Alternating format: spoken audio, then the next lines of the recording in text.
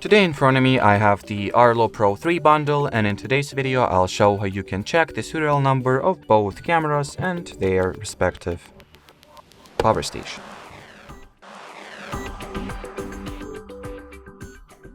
So to start, you will need to take your phone, then launch the ARLO Secure app, go into the devices section, then tap at the device you would like to see the serial number of. Let's start with our base station here, then tap at its icon on top, and here is your serial number.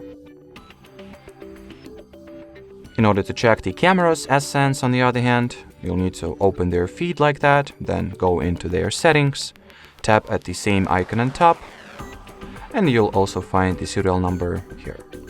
So that'll be it for this short and simple video. Thanks for watching, and bye bye.